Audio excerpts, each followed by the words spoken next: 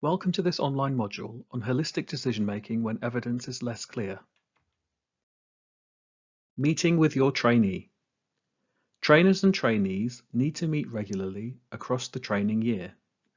These meetings are important and should cover the following areas: discuss casework, provide feedback, monitor progress of learning objectives, discuss reflections, provide career advice, and monitor and update the trainee's personal development plan. It is important to record meeting discussion points and outcomes using the educational meeting form on the ePortfolio. It is also important to record progress against the capabilities in practice by updating the comments in the SIP section of the portfolio. This will ultimately make writing the Educational Supervisor report at the end of the training year much easier. It is also important to provide support around other issues that the trainee may be encountering. Meeting with your trainee regularly will ensure the early identification of learning needs so that support can be put in place to support progression. This early identification is vital and can only be achieved through regular discussion with your trainee regarding evidence within the ePortfolio. Holistic decision-making. Reviewing evidence holistically will, by nature, show a range of assessment outcomes. This can sometimes lead to confusion and uncertainty when it comes to making decisions about progression. It is vital that evidence from all aspects of the programme of assessment are considered when making decisions regarding progress and progression.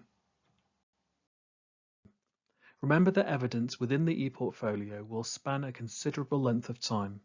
It is normal to see fluctuations in assessment outcomes because of this. You would expect assessment outcomes to improve over time. When reviewing evidence as part of appraisal meetings or other educational meeting discussions, it is important to consider the full programme of assessment.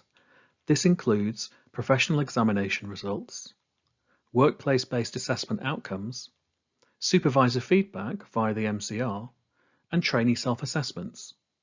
It is consideration of these aspects of evidence that will support your entrustment decisions as a supervisor. When reviewing evidence in the trainee's ePortfolio, it is important to remember that this evidence has been gathered over time and from the full range of the programme of assessment. So let's look at some examples.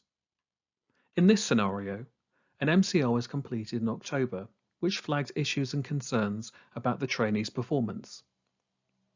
This is something that you would want to discuss with your trainee during an appraisal or educational meeting so that you can discuss further opportunities for development. Following development, you notice that in MCRs completed in January, March and May, no issues or concerns were raised about the trainee. This demonstrates good development towards meeting the capabilities in practice. In this scenario, a trainee has been unsuccessful in passing Part 1 of MRCP UK. However, on reviewing the full range of evidence available within the ePortfolio, you can see that the trainee is making good progress against the capabilities in practice, and so can be confident in your overall progression decision. When evidence is less clear, you should review the range of assessments recorded within the ePortfolio, meet with your trainee to discuss the evidence and any gaps you have identified, help your trainee to plan for further opportunities for learning and evidence gathering, and plan a time for follow-up meetings to review the new evidence that has been gathered. It is important that you are confident with the decisions you have made within the Educational Supervisor's report. Utilise evidence to support your decisions and seek support locally regarding any concerns or issues you may have through your local escalation pathway. Your training program director will be able to direct you to further support that is available.